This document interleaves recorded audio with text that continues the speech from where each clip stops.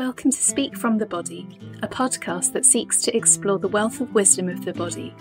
My name is Avni Trivedi, and I'm your host, as well as an osteopath, doula, and movement teacher.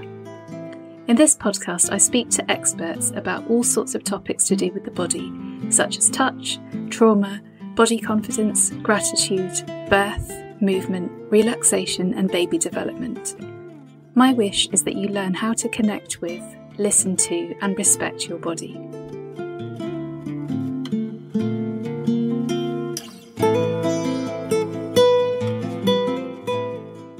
This is a bit of an unusual topic coming from me, an introvert who's quite happy doing her thing.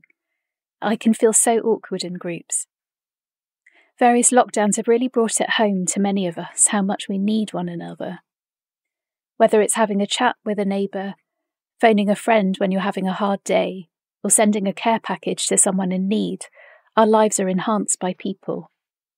One of the most striking things about seeing clients in the last few months is hearing how tough the loneliness and isolation has been.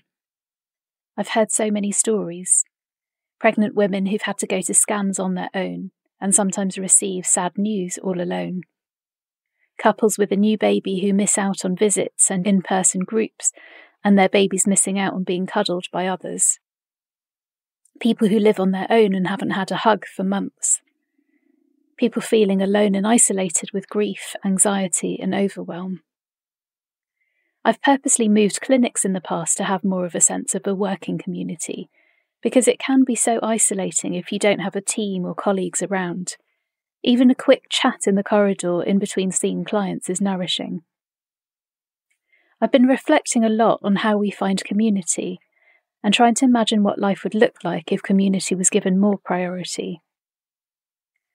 A sense of belonging is essential to our health.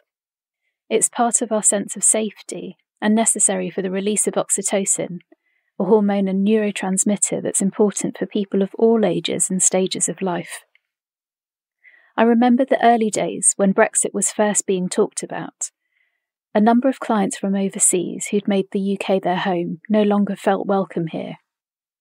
It felt like a background level of discomfort. It might not have made them seek out support, but it was impacting their general wellness. From an energy perspective, this is a first or root chakra issue. It relates to our sense of being connected or grounded, and it's located in the base of the spine. Spiritually, this connects to the truth that all is one. Starlings flock together in murmurations, a mass of thousands of birds swirling and whirling in the sky. It's one of the most awe-inspiring sights in nature. The sense of oneness, even though there are thousands of individual birds moving in unison. We have so much we can learn from the natural world, rather than too much focus on the self. We need one another. We're better together. For the last 3 years, I've been going to Amsterdam 4 times a year for a women's group. The friendships I've made with other women there have been so solid and supportive. It's great to have like-minded friends who are equipped with the same body-based tools, such as non-linear movement. Whilst we can't travel right now, we've been regularly in touch to practice together on Zoom or have a check-in.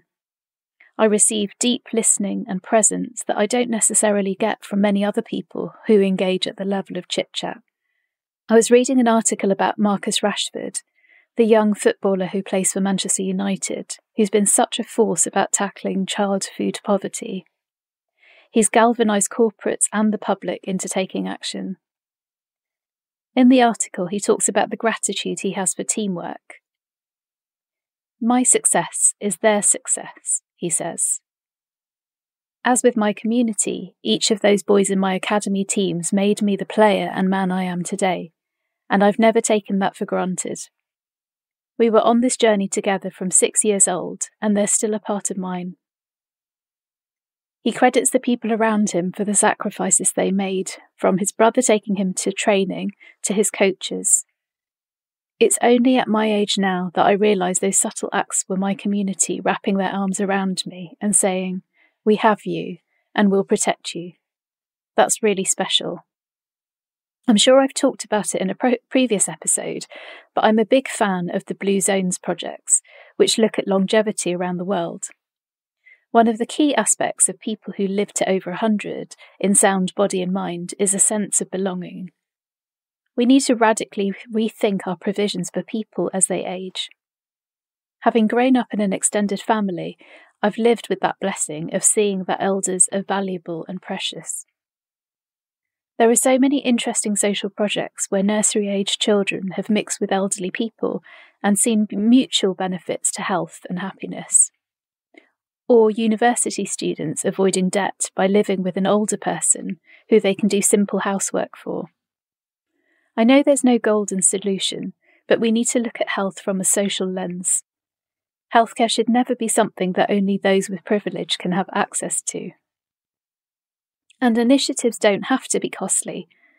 Parkrun, for example, is free, and there are events all over the world now. Until they had to stop, I was volunteering at my local parkrun and really enjoyed it.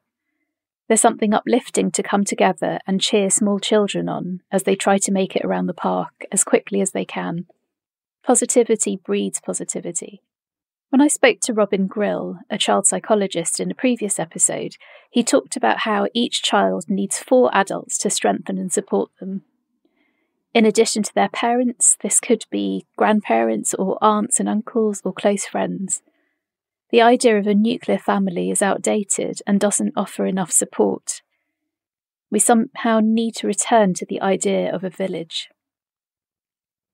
There are so many ways to connect, and life is getting busier and buzzier, but it's a basic human need to be seen and heard. When it comes to health changes, some of the most powerful ones are where a group of people work together. There's a multiplier effect that gives impressive results. There are so many examples of support groups and in-person and online communities that help people to deal with addiction, mental health issues, weight, infertility, as well as learn to meditate or run and so many other aspects of well-being. I'd love to hear from you about how you find community and how it's affected your health and well-being. Message me at Avni Touch on Instagram or Twitter.